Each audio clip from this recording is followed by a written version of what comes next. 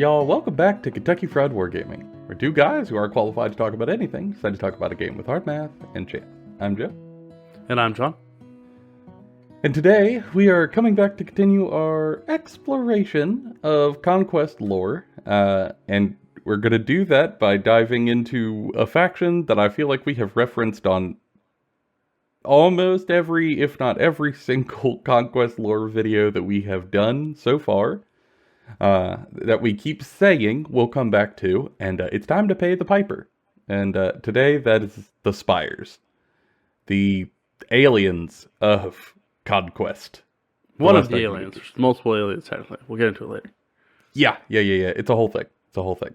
Right off the rip, we're going to have to give this disclaimer again, much like talking about Old Dominion. The Spire are involved in the lore of pretty much every faction in the game. So yeah, like it's it hard is to talk essentially about. It's essentially the lizard people behind the scenes, Illuminati kind of deal with like a lot of stuff. So like we can't talk about everything, but we're gonna try to talk about most of the core stuff about them specifically. Yeah.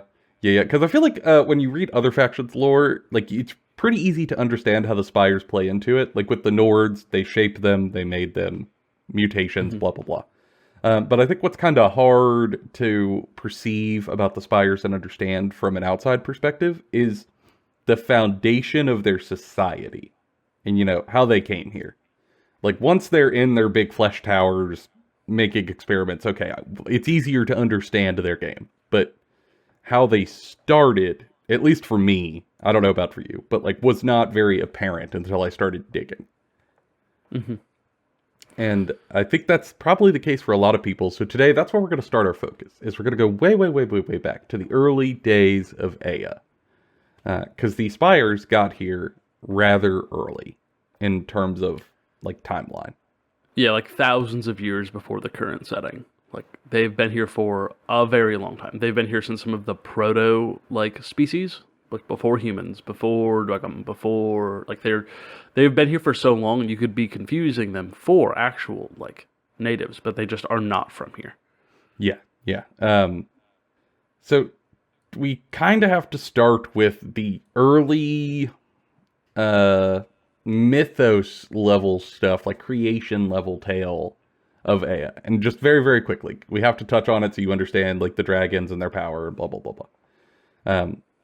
The earliest land of Aya was ripped apart by a battle between cosmic forces. Those of creation and those of destruction.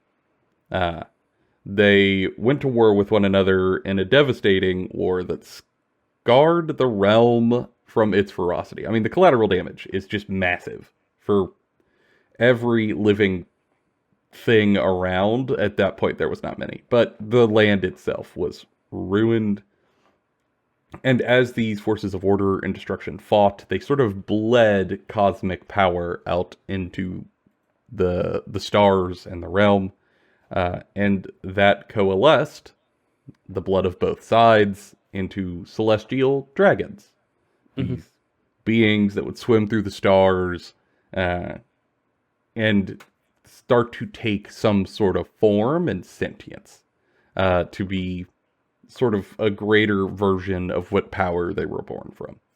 And this neck and neck battle between destruction and life ended up finally having the scales tipped when the dragons sided with life and balance, thereby casting destruction aside, and leaving us the Aya that we now know today.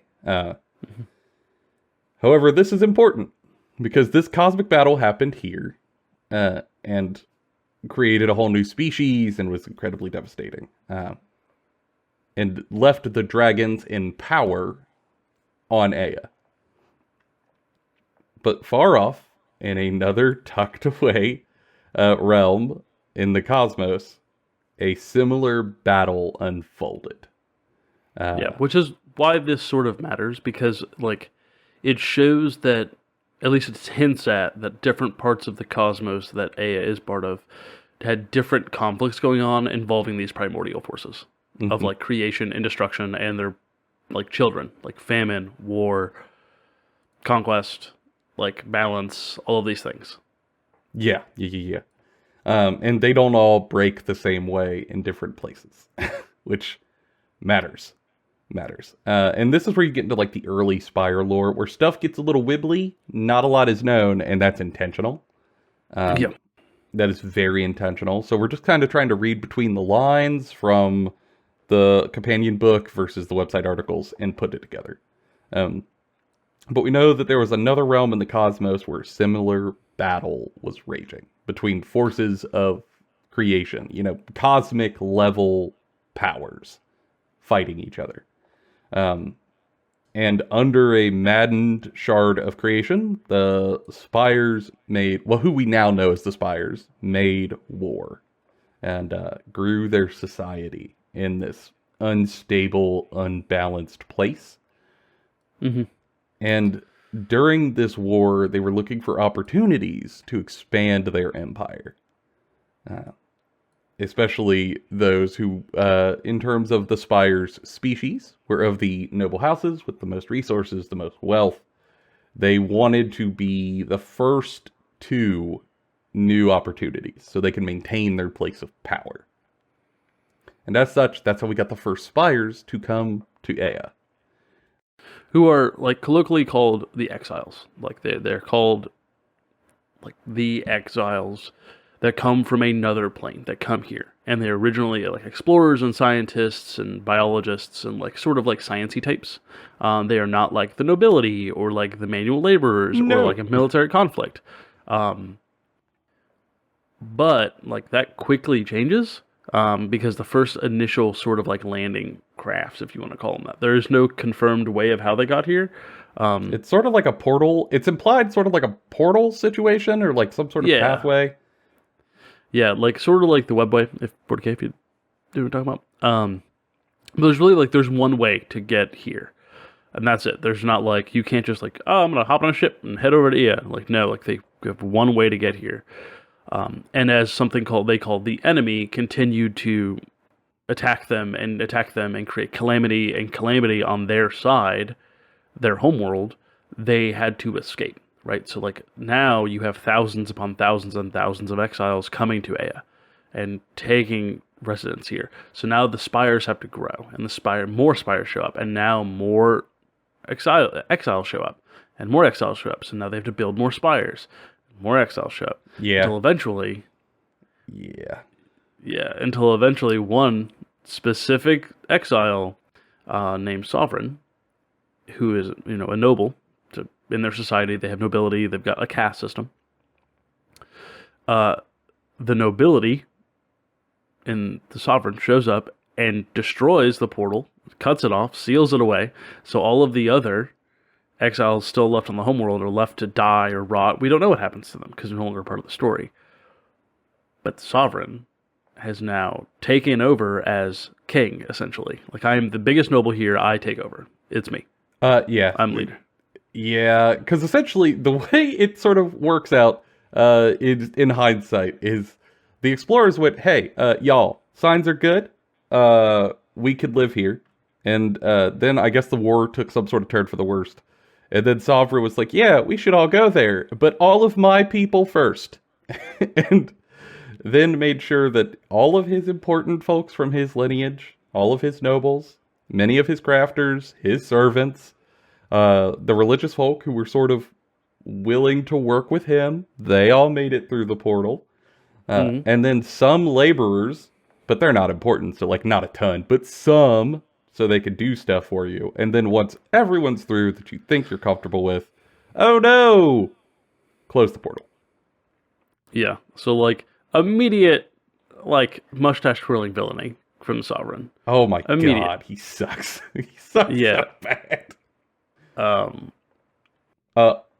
one hand, yes, Marnie. On one hand, I respect the play. Like, man, in terms of movers and shakers, he did both. Great episode of Game of Thrones, but love it. Wonderful heel turn moment. Yeah, it also sets a different tone, right? Because like most of the time in fantasy settings, when like something comes from another place onto another place, it's normally for like military conquest, or it's like strict exploration. It doesn't often go, oh yeah, this was exploration for the intent of like having a sanctuary, and then we are refugees. Like these are all refugees essentially. Now they're powerful refugees, but they are refugees into Aya. Yeah, and we don't know who the enemy was, but presumably the Sovereign did not think the war was going to go well or that he would win. Mm-hmm. Yeah. And that these people who were here on this side of the breach are the exiles. We actually don't even know what the name of their species or society was on the other side. It's never said, because again, it's totally lost to time. And it's sort of insinuated that that's what the Sovereign wanted. Like the Sovereign essentially wants to establish himself as king of this race and like almost like a living god, because they're all immortal, and just like we forget about what it was before. We don't need it. Don't need it. I'm king now. It's fine. This is fine. I've investigated myself and said that I've done nothing wrong. And like you would think that these like super powerful dragon beings would do something about this, because like this whole like refugee race has like showed up on their door and is like gonna like destroy everything or take over all the resources. No. The dragons instead are busy dealing with all of these like proto-civilizations that are getting corrupted by like famine and death and like the different destruction forces, and doesn't have time to deal with the Spires, and like sees the Spires and the exiles and go, you don't have corruption or taint of destruction, so I'm gonna leave you alone. Like I'm here to only deal with that. We'll just see what happens. You weirdos, you're fine. Stay over there. Which ends up being a mistake in a lot of ways. Yeah. As you can imagine, if you were a refugee and you were trying to get your people through this door to safety, and then someone closed the door, a lot of people were real mad at the Sovereign. Yeah. And man, it starts this faction off on the wrong foot, and those chickens will come home soon. But I mean, it was already done. That to take a quote, that doodle can't be undid. So what are you gonna do? This guy has all the power. But everyone, it's much like the Telltale games. Like everyone will remember that in the top right corner. That's how it is. But like you have to survive. You're here, and that's really how the society starts to turn, and how they start to make what we now know them for, their namesake, the Spires. Because their society realizes they need to build. Badly. They've got all these people that just came through the breach. They don't have access to the technology that they apparently had in what is now called the Lost Lands, or their homeland. Whatever they had access to there, whatever mind-blowing technologies, gone. Left on the other side. So they're going to have to build. And they're going to have to do it the old-fashioned way. By their standards. Using the technology they have called life binding plus physical manual builders. Yeah, like this is where you see all of the laborers and lower castes, like lower classes of the exiles, sort of being abused by the Sovereign and the nobility, of like demanding more and more work. And the workers thought that like the change in scenery would create like a different power dynamic or like allow some shifting in like status. No. It did not. Anything, it was just even more concrete. Yeah. And so, like, again, like, the race is full of, like, very long-living, if not immortal beings.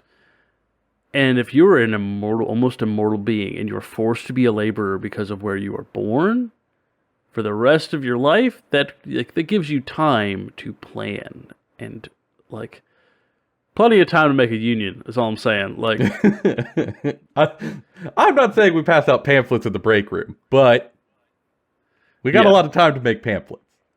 And really, what kind of sucks for the Sovereign is that the laborers are angry, but at least there's not a lot of them. But oh wait, you need to have more. Yes.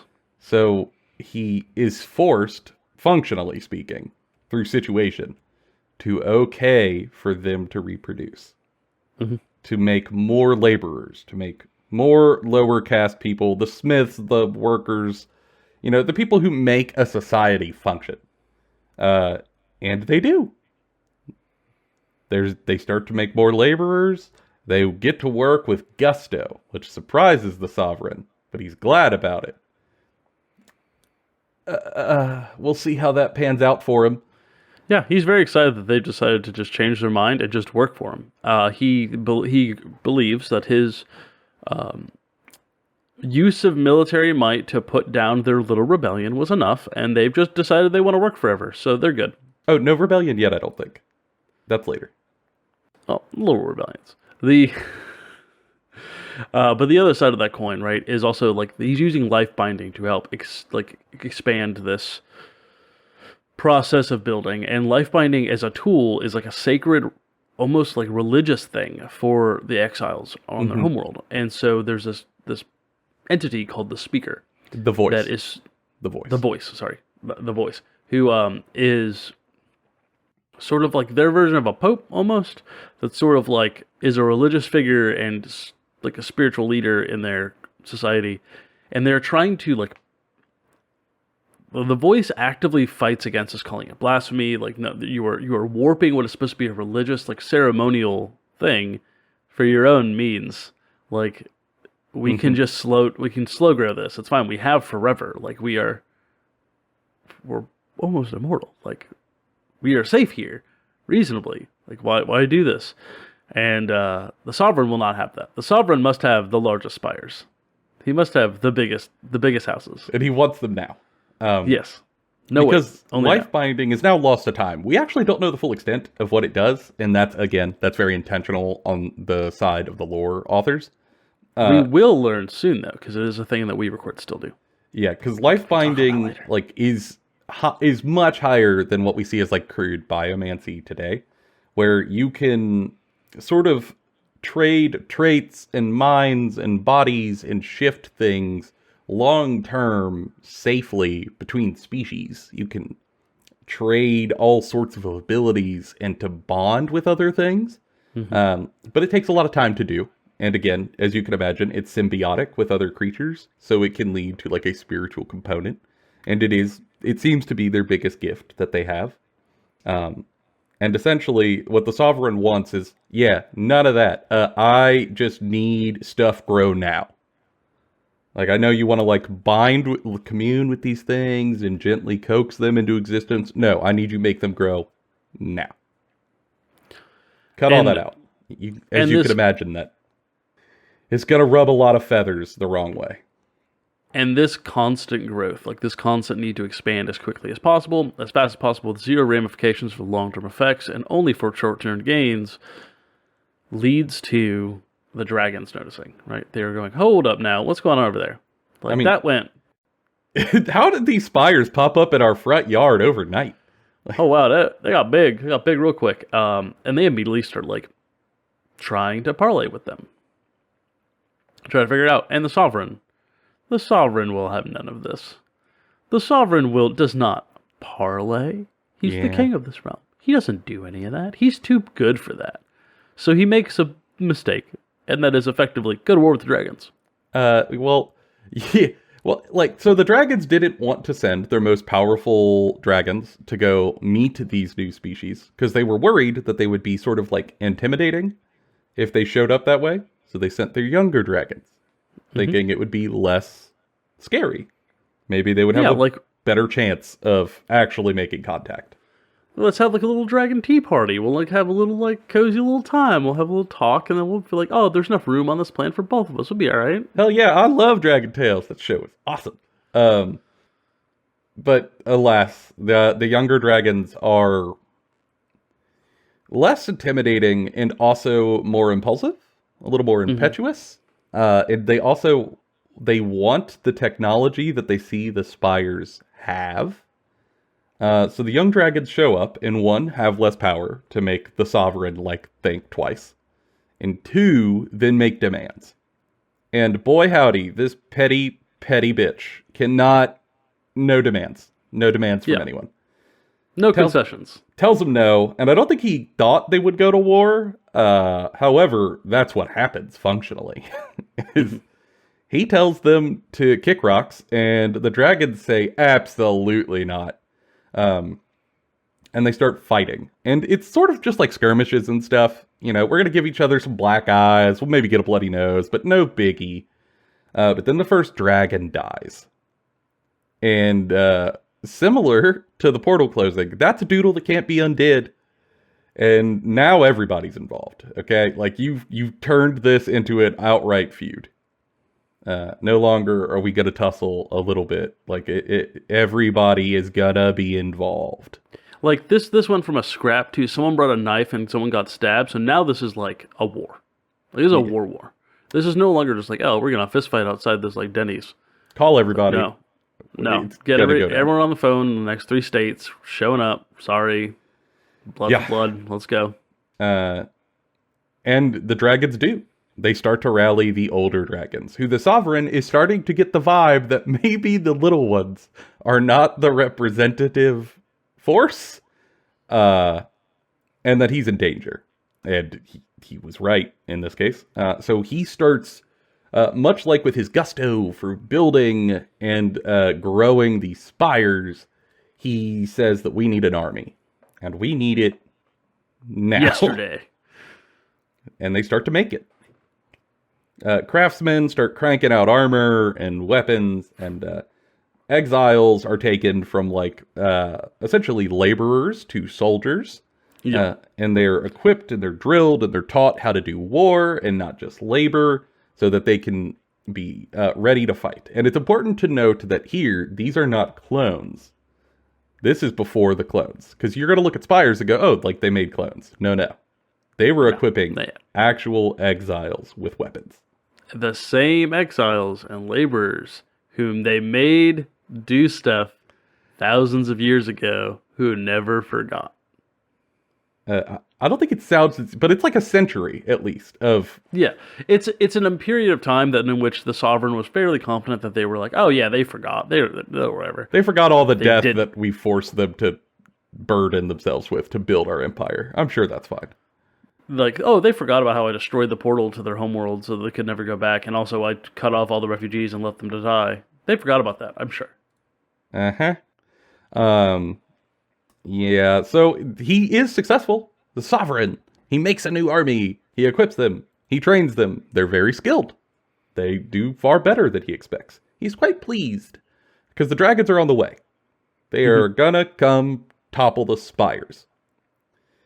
However, one morning, he finds his army's gone. And I do mean gone. And all the sovereign leadership of those armies are laying there dead. Murdered. And nothing was said.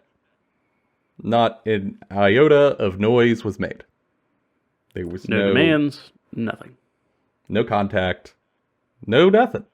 In the blink of an eye, everyone who was in this working class army turned on the overlords, gutted them, hunted down some of the more key members of the Sovereign's leadership team and assassinated them outright at the same time, and then without speaking a word, disappeared into the night.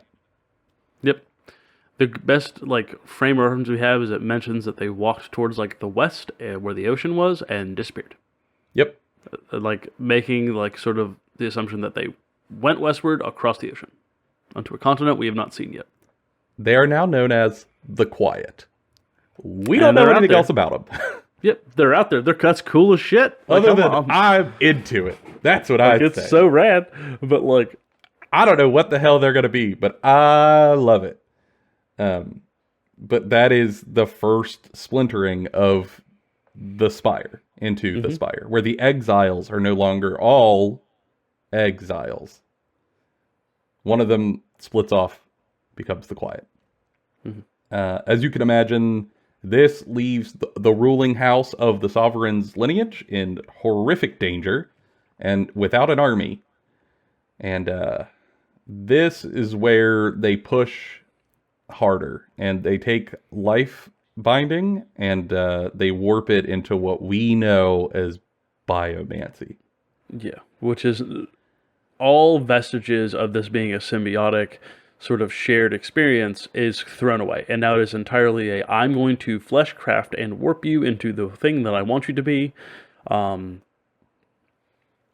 Turning living organic people and things and matter into whatever they want, mixing different living beings together, just doing absolute bonkers, crazy, nightmare stuff. Truly like Lovecraftian body horror nonsense. Mostly because like they have no army, the dragons are still at their door, and the sovereign can feel his power loosening. Mm-hmm. And so it just says, I want clones now. Like, it's like the Senate has voted, they want the clone army now. Yeah, and so the Clone War begins. And much like the Clone War, I'm sure this will have no ramifications. Yeah, and they do it. They start pumping out clones, and this is where they have their first clones, and the whole army of them. Vat-grown drones, not meant to live long, entirely expendable, made and pressed into service to try to get ready to repel the dragons. But this is where the Sovereign overreaches and causes a second schism, and that's with the Voice, who, when being told to push life binding to help make the Spires, was uncomfortable and objected, but could kind of make it work. This is a bridge too far. This is outright blasphemy. Yeah, this is entirely heresy. Like, this is the complete warping of what is a religious structure for the Voice, and for an entire, like, subsect of exiles who, like, are religious, or, like, basically anyone with any sort of moral fiber left that exists, either leaves the quiet or joins the Voice. And, like, the Voice is just like, we cannot do this. Like, we are no longer a people. Like, we're giving up all of our culture. We're giving up everything. Like, nothing. All for the sake of your vain ego. Like, why? Because, again, the dragons have shown that we can treat with them. Like, we did all this for the sake of survival, and you are now no longer doing this for the sake of survival. You are doing this for the sake of yourself and your own power. Which leads the Voice into going and approaching the dragons to talk to them and making deals with them behind the Sovereign. And like this, yeah, they had a backdoor communication the entire time without the Sovereign knowing. And it reveals to the Sovereign as such that the Voice tells them in no uncertain terms, this is too far. And I have been talking to the dragons. We can avoid this war. And the Sovereign, doing what the Sovereign does, decides, if you're not on my side, I'll kill you. And turns his clone army on the Voice and their forces. Yeah, all of the church members, many of the craftsmen, the builders, are on the Voice's side. And it's kind of bloody at first, as you would imagine. They're not warriors at heart. But the Voice has a trump card, and it's a hell of a trump card. And that is that the Voice was able to summon the 3 largest primordial incarnate dragons to their location. And does so. And this is effectively is like sort of like dropping a nuke. It doesn't just outright kill a bunch of exiles, but what it does do is the Sovereign sees it and goes, oh, I am entirely outmatched. Like, there is no winning here. Yeah. I will be obliterated, and I must capitulate. If I want to hold any vestige of power, I have to give up now. Because an Elder Dragon is a cosmic entity. Like, it's... Yeah. The power scale is just, like, it has skyrocketed very quickly. Yeah, he quickly realizes this entire conflict was going to be lost anyways. That the dragons would win. It's just the dragons were trying to do it with the least amount of bloodshed. Yeah. And I don't know if that was necessarily out of, like, altruism, but I think largely it's because the dragons were fighting so many other battles. Like, yeah, if you could talk one off of your plate, great. Well, it's also because, like, the dragons are referenced multiple times as greedy. As, like, they don't like giving up anything.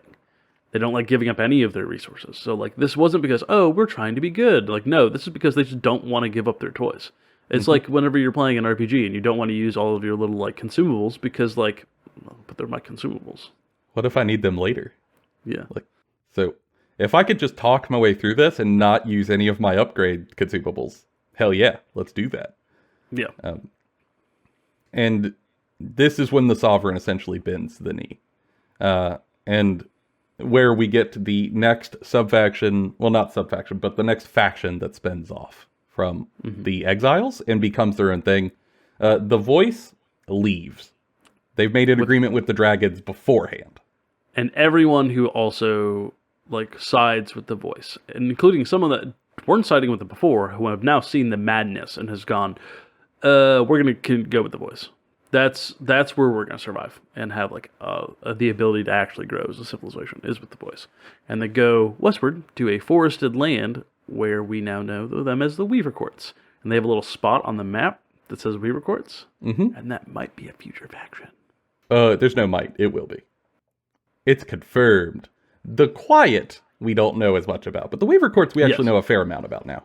Yeah, the Weaver Courts then created this new culture that is based around courts of different seasons, as they sort of life bind and meld with AA itself, and over time sort of become this society of people that truly come to love the land that they're around and kind of get enamored with it. Mm-hmm. We will cover them when they actually formally come out, but they are very interesting, shoot off from what is effectively flesh crafting nightmare people. Yeah, and for the Sovereign, he has to, his hand is forced, he has to entreat with these dragons. And to buy himself and his line and of, who we now know as the Spires life, he agrees to give the dragons biomancy. That's what they want. Yes, that's their price. He gives it to them, which leads to their own downfall. If you have questions about that, head on back and watch our Dwegum video, because this is the event that leads to Dwegum being created, which leads to the dragons dying. Yes. It's pivotal. It's one of those pivotal moments in the lore. And the Sovereign's out here going I planned that all along, but we all know he didn't. You did. We know he stumbled into it. Yeah, you stumbled your way through this. That's fine. It's better to be lucky than good in a lot of cases. And in this case, he got lucky. And that's fine. And that leads us to, that's the sort of the pivotal lore you need to know to understand the Spires as a people and why they are so broken, why they are so divided, why they rarely work together with one another. And it's because of that foundational tale. And then really leads to modern Spires. Yeah, and after this is where you're going to see all the other stuff that happens to the other factions. So, after these moments is when you're going to see them make the Nords, when you're going to see them make the Woodrune, when you're going to see them start interacting with the 100 Kingdoms, when you're going to start seeing them interact with the Old Dominion and Housley. All of this is pre that. So when you see stuff like the World Tree Yggdrasil having Weaver being made from Weavers and Spires working together as a group again to make this thing, that's after this, right? So it's after this shattering where they constantly are trying to sort of reconnect, but only when they have to because they see things as a threat, sort of deal. It creates this whole subcategory within the setting of weird politic games between these, all from the same alien race, but these three factions of an alien race who have now made this place their home because they don't have a home to go back to. Mm-hmm. Yeah. And now they exist in three, sort of in the game separates them into three sections, each depending on where they live in the Spire and their job.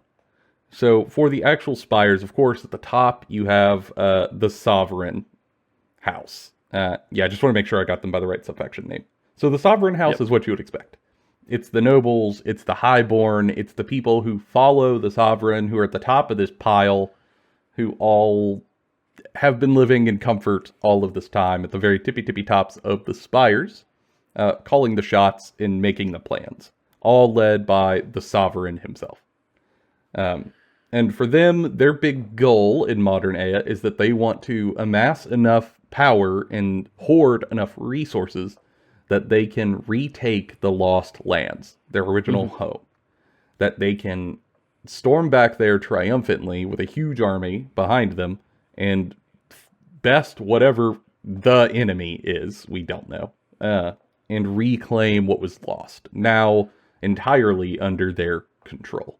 And whatever means is necessary to do that, they're down for. Except that they constantly are still like sort of politicking against one another. Mm-hmm. Like this is also still like a group of nobility at the top or top echelon, the top echelon of society, in which they are having to fight each other constantly because none of them can admit someone else is in power or like someone else's idea will work. They are constantly like arguing and fighting, and it ultimately leads to them just not accomplishing much. That's why for thousands of years in the setting, they don't do anything. Like, they sit in their spires, accumulating power and playing parlor games, but doing functionally nothing. But there is a group of people who do a lot of the work, the moving and shaking, and most of the, like, technical work. And that's the Directorate, who are, like, the main users of biomancy. And they devise, like they make new clone schemes, they come up with new, like, clone types, they create, like, new ways of mixing and matching different organic components, biomancy, and they have effectively, like, sort of gained, like, a parity of power with the, like, Sovereign House, though the Sovereign House believe they're in complete control. The Directorate just sort of, they do all of the hard work that the Sovereign House doesn't know how to, nor do they want to do, and in exchange, the Directorate get the promise that whenever they eventually leave the homeworld, the Directorate will stay on Ea, and it will be theirs. They will have their own place and their own laboratory to work on things without any effects. They'll get to rule their own roost, so to speak. Yes. Yeah, the Directorate, you could look at them sort of like a cast of scientists and engineers and researchers. They're the ones who do all the thinking to make new troops to enact the Sovereign's will. And yet, the Sovereign truly think they're in control, but not, in this case, directly as much as they would like.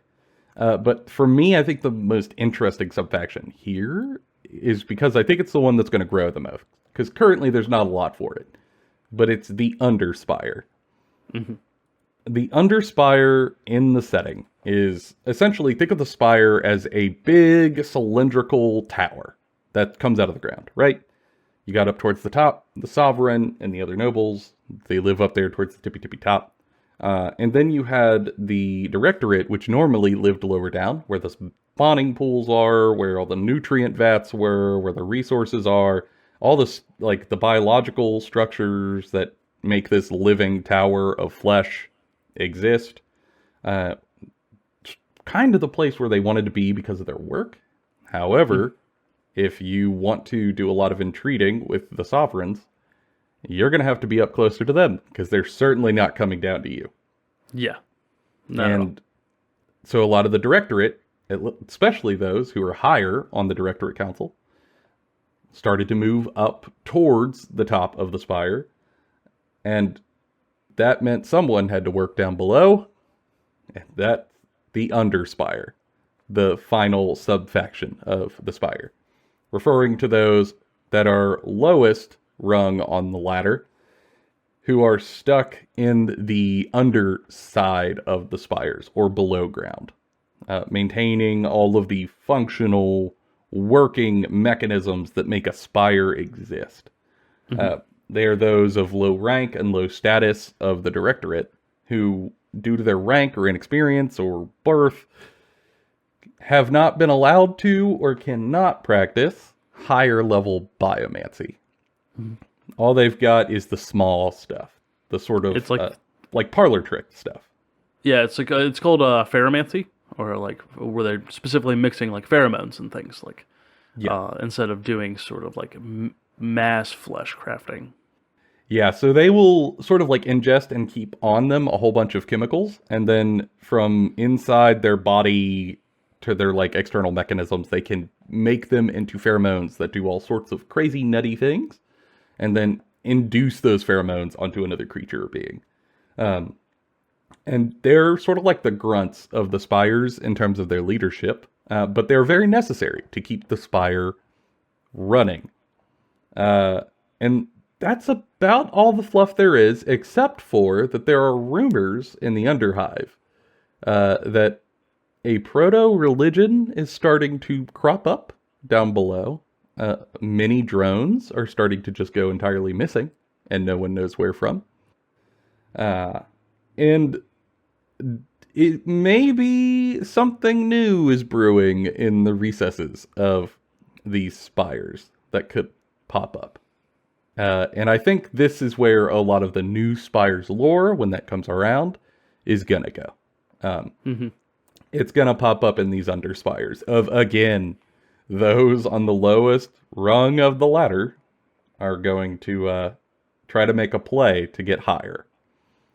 Yeah, it's like a cyclical sort of view of like their society, where like consistently the sovereign is just like, I'm going to manipulate and use the lowest parts of my society to get what I want until they break and it ruins all the progress I've made. And then we'll do it on repeat, so I can keep playing little parlor games and like I pretend I'm king. Yeah.